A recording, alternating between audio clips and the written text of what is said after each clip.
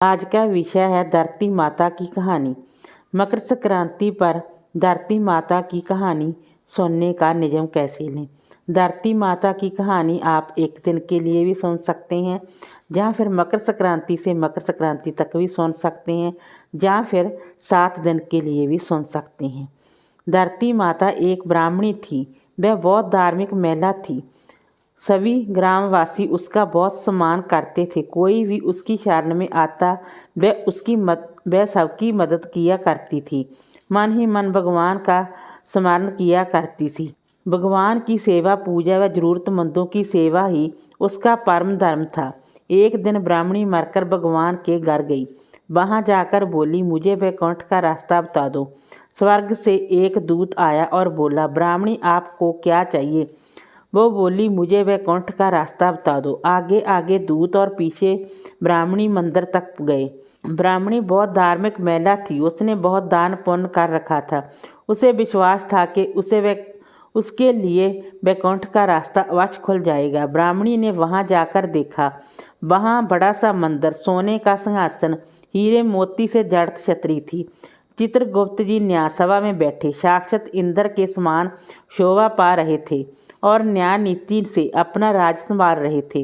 धर्मराज जी सबको कर्मानुसार दंड दे रहे थे।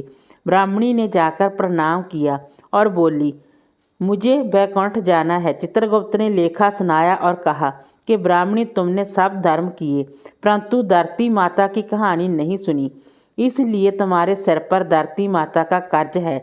वैकुंठ में कैसे जाएगी। ब्राह्मणी बोली, धरती माता की कहानी की क्या नियम है। चित्रगुप्त जी बोले, कोई 1 साल, कोई 6 महीने, कोई 7 दिन ही सुने, पर धरती माता की कहानी अवश्य सुने, फिर उसका अध्यापन कर दें। धरती माता की कहानी सुनने से जाने अनजाने किए गए पाप कर्मों को धरती माता हर लेती है। स्वर्ग लोक में धर्म को ही स्थान प्राप्त है, जहाँ पाप के लिए कोई जगह नहीं है। धरती माता की कहानी पीपल के पेड़ के नीचे बैठकर सुननी चाहिए। यह बात सुनकर ब्राह्मणी ने प्रार्थना की कि मुझे 7 दिन वापस पृथ्वी लोक पर जाने दो, मैं कहानी सुनकर वापस आ जाऊंगी। चित्रगुप्त जी ने उसका लेखा जोखा देखकर 7 दिन के लिए पृथ्वी पर भेज दिया। ब्राह्मणी जीवित हो गई। ब्राह्मणी ने अपने परिवार वालों से कहा कि मैं 7 दिन के लिए धरती माता की कहानी सुनने के लिए वापस आई हूँ। इस कथा को सुनने से बड़ा पुण्य मिलता है। उसने पीपल के पेड़ के नीचे बैठकर परिवार के साथ 7 दिन तक धरती माता की कथा सुनी। 7 दिन पूरे होने पर वापस धर्मराज जी का बुलावा आया और ब्राह्मणी को वैकुंठ में ही श्री हरि के चरणों में स्थान प्राप्त हुआ। जो कोई भी प्राणी धरती माता की कहानी सुनता है, मृत्यु के समय सभी पाप कर्म धरती माता हर लेती है। वह प्राणी को वैकुंठ में स्थान प्राप्त होता है। धरती माता की जय हो। धरती माता की सदा ही जय हो। जय बोलो धरती माता की जय।